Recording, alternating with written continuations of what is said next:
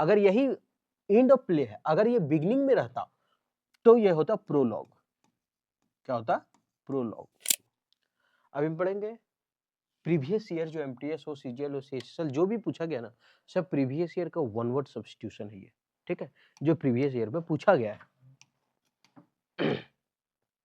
हम क्या करते हैं कि इसको ट्रिक से याद करते हैं, और ट्रिक से याद करने के बाद हम इसमें एक मॉक टेस्ट लगाते हैं, टेस्ट लगाते हैं कि याद हुआ कि नहीं। थोड़ा अंदर का कलेजी पोटा भोल्टी सब शांत होता है, हाँ याद हो गया है ना, संतुष्ट हो जाता है वो लोग।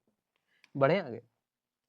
वन हु लव्स मैनकाइंड, जो आदमियों से प्यार करे वो क्या रहता है? मानव प्रेमी। मानव से प्यार करने वाला मानव प्रेमी। ये फाइल का जो वर्ड है ना, ये फाइल का मतलब ही होता है प्यार, मोहब्बत जिसको बोलते हैं। और एंथ्रोप का मतलब होता है मानव। एंथ्रोप का मतलब क्या होता है? मानव। तो ये क्या है? एक वर्ड बना हुआ, मानव लिखा हुआ, ठीक है। ये जो है ना रूट वर्ड से बना हुआ है। एंथ्रोप का मतलब मानव, और फाइल का मतलब होता है प्यार करना।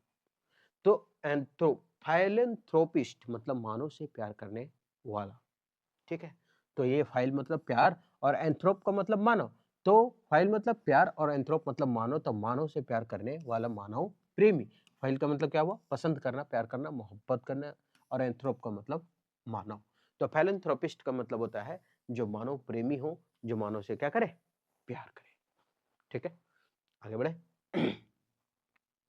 A speech by an actor at the end of play, मतलब एक भाषण होता है, जैसे नहीं होता है कि बाद में एक बहुत अच्छा पिक्चर दिया और लास्ट में आकर के सब बोलता है कि आपको फिल्म कैसा लगे, कमेंट करके बताएं, फलना करके बताएं, चिल्ला करके बताएं, और जो भी करना है करें। ये जो लास्ट में आकर के बोलता है उसको बोलते हैं उपसंहार। क्या बोलते हैं उसको? उपसंहार। और यहाँ पे इतना याद नहीं रखना, a speech bye an actor at the, नहीं, एंड ऑफ प्ले में जो बोला जाता है उसको बोलते हैं एपिलॉग। अगर यही एंड ऑफ प्ले है, अगर ये बिगिनिंग में रहता तो ये होता प्रोलॉग। क्या होता? प्रोलॉग। अगर ये शुरुआत का होता, शुरुआत का, अगर कोई फिल्म का शुरुआत का भाषण हुआ, नहीं, शुरुआत में बोलता है ये कहानी काल्पनिक है, फलना चिल्ला ढकनिक है ना, कृपया इसे दिल पर ना ले, और दिल पर ले तो भीतरे चल जाए, ये सब जो बोलता है वो होता है प्रोलॉग, क्योंकि फर्स्ट में बोलता है। और अंत में जो आता है कि इसका ये था वो था, जो कुछ बोलता है कहानी आकर के, वो होता है एपिलॉग, और जो पहले आता है वो प्रोलॉग, है ना। तो प्रो ऐसे याद रखते हैं, प्रोलॉग, एपिलॉग। तो प्रो यानी कि इसको याद रखते हैं प्री, प्रो यानी प्री एग्जाम, तो पहले प्री होता है, सीजीएल में पहले प्री फिर मेंस, तो पहले प्रो यानी प्री, तो जो पहले आया वो प्रोलॉग, बाद में आया वो एपिलॉग, उपसंहार। आप लोग कहानी का उपहार उपसंहार सुनिए, मतलब लास्ट का जो निष्कर्ष बताता है ना, जो मान लीजिए दृश्यम पिक्चर है, क्या है, थ्रिलर मूवी है, और वो लास्ट में पता चलता है कि साला क्या क्या हुआ, है ना। तो वो एपिलॉग, और ये प्रोलॉग मतलब पहला कहानी। Authors explanatory remarks at the beginning of a book, PDF बनेगा ना ये। Authors explanatory remarks at the beginning of a book, ये है प्रस्तावना, प्रीफेस। अच्छा, वो तो हम बोले बातें जो बोलता है फिल्म उलिम का बोल रहे हैं, और जो लिखा रहता है उसको हम लोग प्रस्तावना कहते हैं, ये प्रीफेस है। हम क्या बोले? प्री मतलब पहले, तो पहले जो लिखा हुआ रहेगा वो था प्रोलॉग, नाटक का पहली भाग, और एक था इपीलॉग, नाटक का अंत का भाग। ये है प्रीफेस मतलब प्रस्तावना। हम लोग को प्रस्तावना क्या, हम भारत के लोग भारत को एक प्रभुत्व संपन्न बनाने के लिए, तो हम लोग को प्रस्तावना का शुरुआत का वर्ड जो है वो है हम भारत के लोग, हम भारत के लोग। तो उसको बोलते प्रीफेस। प्रीफेस मतलब होता है प्रस्तावना। तो प्री मतलब पहले में फेस, पूरा फेस दिया हुआ रहता है कि हम क्या क्या करने वाले हैं। अभी जो इसमें इसके पहले बोले था ना, तो वो तो डायलॉग हो गया था। इसके पहले हम बोले था ना कि ये नाटक काल्पनिक है, वो जो लिखा रहता है वो प्रीफेस ही जिसको बोलते हैं, उसको प्रस्तावना ही बोलते हैं कि लेखक ये है वो ऐसे करके। तो this project is made by, ये सब जो लिखा रहता है वो प्रीफेस है, प्रस्तावना होता है, इसको बोलते हैं, ठीक है। तो प्री फेज, पहले, प्री मतलब पहले, और फेज, पहला फेज जो दिखे वो प्रस्तावना है। Never changing and therefore boring, मतलब इसको बदल भी नहीं सकते हैं और बोर भी हो चुका है। अ, बदल भी नहीं सक रहे हैं और बोर भी हो रहे हैं, क्या कर सकते हैं उसका? बीवी ही हो सकती है ऐसा, ना बदल सकते हैं और देख के बोर भी हो रहे हैं। मन बड़ा टनटना गया है, नहीं कुछ कर पा रहे, मन एकदम टन टन टन कर ले, काहे ले? पुराना चीज देख देख के ऊब गए हैं, है ना। मन टन टन कर रहा है, तो मन जो है ना वो टन टन कर रहा है, उब गए हैं देख के, है ना। तो मन टन, तो मोनोटोनस का मतलब होता है उबाऊ, उब जाना। तो ये और नहीं तो फिर ऐसे याद रखते हैं, मोनू जो है वो खिलौना, मोनोटोनस, मोनो खिलौना, उबाऊ लगने, मोनो का जो खिलौना है पहले तो ठीक लगा, बाद में क्या लगने लगा, सब उबाऊ लगने लगा, या तो फिर यार मन टनटना गया यार, नहीं देखने का मन करता, अब खत्म। काइंड, जेनरस एंड फॉरगिविंग, मतलब दयालु है, उदारवादी है, क्षमा योग्य है, उसको क्या बोलते हैं, उसको बोलते हैं उदार व्यक्ति, मैग्नानिमस, दानशील जिसको बोलते हैं, क्या बोलते हैं इसको, मैग्नानिमस। तो यहां से अगर पढ़े तो मेघना, मैग्नानिमस यानी मेघना अन्नी, मेघना मेघना अन्नी अन्नी, मेघना अन्नी के प्रति उदारवादी है, दानशील है, ये कुछ होता है तो ये आकर के बोलती है, लो 10 रुपए लो, मदद चाहिए, अच्छा लो, हम दयालु है तब तो ऐसा कर रही है ना, तो मैग्नानिमस, मैग्नानिमस, तो मेघना जो है अन्नी के प्रति क्या है, उदार है, दानशील है, अच्छा है, दयालु।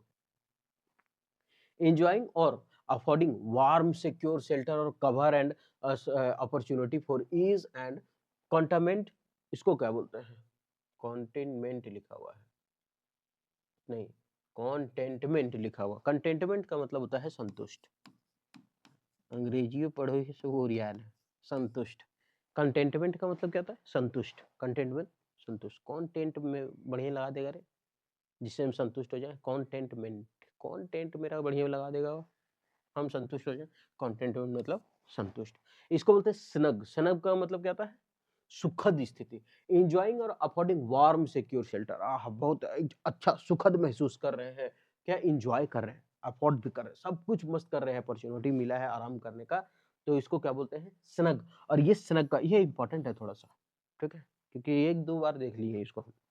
स्नग का मतलब होता है सुखद स्थिति, स्नग का मतलब क्या होता है, सुखद स्थिति, याद कैसे रखेंगे, ऐसे याद रखते हैं, स्नग, सनग, सन, सन मतलब क्या होता है, बेटा, वो सूरज वाला नहीं, ये सन मतलब बेटा, अब उसका जो बेटा ना वो सुखद स्थिति में, किसका बेटा है?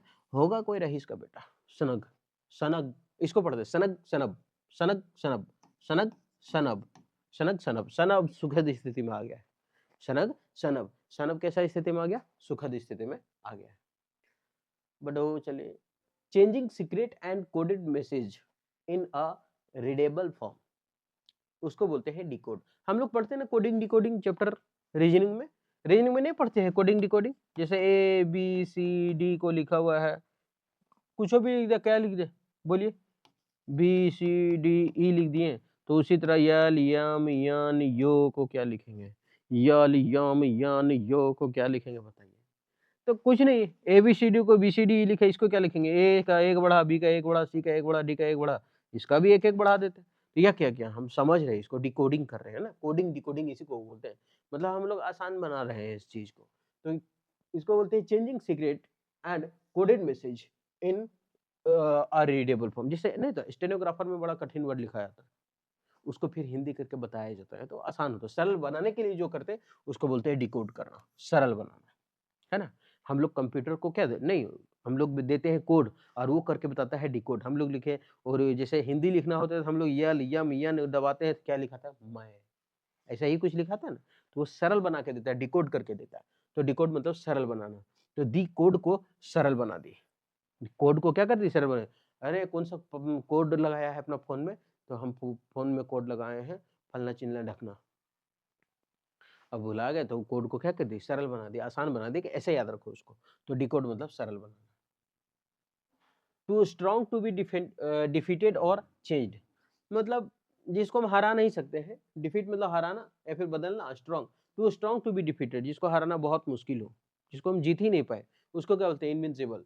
अब याद कैसे रखेंगे, विन का मतलब क्या होता है, जीतना, इन विन का मतलब क्या हुआ, जिसको जीत नहीं सकते, हम ट्रिक से याद करा रहे हैं, विन मतलब जीतना, इन विन मतलब नहीं जीत पाए, वही चीज तो लिखा है यहाँ, इन विन, हालांकि स्पेलिंग अलग है लेकिन वहां भी तो था, तो इनविंसिबल, तो इन विन जिसको जीत ही ना पाए, और जिसको जीत ना पाए मतलब उसको हरा नहीं सकेंगे हम, है ना, तो जिसे हराया ना जा सके, इनविंसिबल, तो इन से विन यानी जीतना पॉसिबल नहीं है, इन से विन यानी जीतना पॉसिबल नहीं है।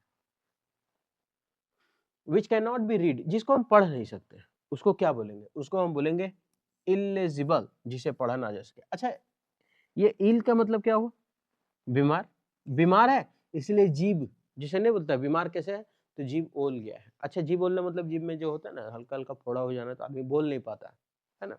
मेरा अभी भी ओला हुआ है। तो इल मतलब बीमार, और जीभ, और जब बीमार होते हैं, जब फोड़ा-वोड़ा निकलता है तो जीभ उलटता नहीं है बोलने के लिए, नहीं बोल पाते कुछ। कुछ अगर बोलना है, जैसे जिसे पढ़ा ना जा सके तो इसको पढ़ा, जिसे पढ़ा ना जा सके, बहुत कम बोलेंगे। तो इल है, बीमार है, इसलिए जीभ नहीं पलट रहा है, मतलब अभी पढ़ नहीं पा रहा है ना? तो इल है, तो जिसे पढ़ा ना जा सके। तो इल आदमी कैसे पढ़ सकेगा? उसका मुँह तो खुल ही नहीं रहा। तो इल्लेजिबल, इल इल है इसलिए जीभ नहीं उलट रहा उसका, है ना? क्यों? क्योंकि वो पढ़ नहीं सकता। तो जिसे पढ़ा ना जा सके, इल्लेजिबल मतलब जिसे पढ़ा ना जा सके।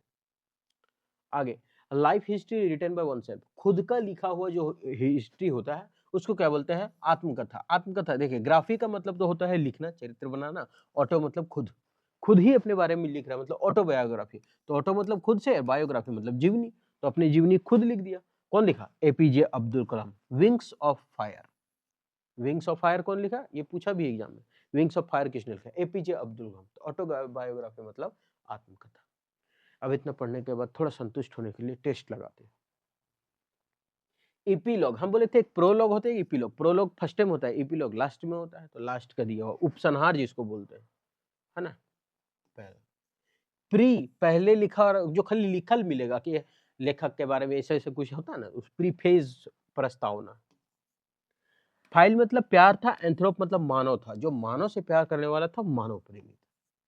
अरे यार, एक ही बीवी को देख के मन टन-टन करने लगता, मन टनटना आ गया था, यार अब नहीं, मन पूरा मन एकदम ना टन-टन बाजते रहता है, छोड़ो इसको, छोड़ो इसको। मतलब क्या, ऊब गए थे अब, और नहीं तो फिर मोनू अपना खिलौने से ऊब गया। 4 नंबर है। मैग्नीमस, मेघना, मेघना, मेघना अन्नी, मेघना अन्नी के प्रति क्या थे? उदार थी, दानशील थी। मैग्नानिमस, है ना? तो मेघना एनिमस, मेघना अन्नी के प्रति दानशील थी, उदार थी, दयालु थी। सनग, सन अब, सनग, सनब, सनब कैसा स्थिति में था? आहा, सुखद स्थिति में था, मस्त महसूस कर रहा था। इनविंसिबल, इन विन, विन मतलब जीतना, इन विन जिसको जीत ही ना पाए, और जिसको जीत ना पाए उसको हरा ना पाए। डिकोड, कोडिंग डिकोडिंग करना, क्या कर रहा था? भाषा कुछ स्टेनोग्राफर के वर्ड में लिखा था, वो सरल बना करके बोल दिया, सरल बना। ऑटो, खुद का बायोग्राफी मतलब जीवनी, खुद की जीवनी लिखना। कौन लिखा था? एपीजे अब्दुल कलाम। क्या लिखा था? Wings of fire. और मैं नास्तिक क्यों, कौन लिखा? भगत सिंह। हम हर वीडियो में बताते हैं, पूछ देगा तक नहीं, ठोक देना। आगे, इलेजिबल, इल बीमार था इसलिए जीभ नहीं पलट रहा था बोलने के लिए, पढ़ नहीं पा रहा था, जिसे पढ़ा ना जा सके। यह है उसका आंसर। अब उम्मीद करते हैं कि ये जो सेशन है आपको सही लगा होगा, ठीक लगा होगा, याद हुआ होगा। एग्जाम के टाइम ना आप डबल फास्ट करके भी देख के जाइएगा ना, तो काम बन जाएगा आपका। ठीक है, उम्मीद करते हैं कि ठीक लगा होगा। मिलते हैं नेक्स्ट वीडियो में।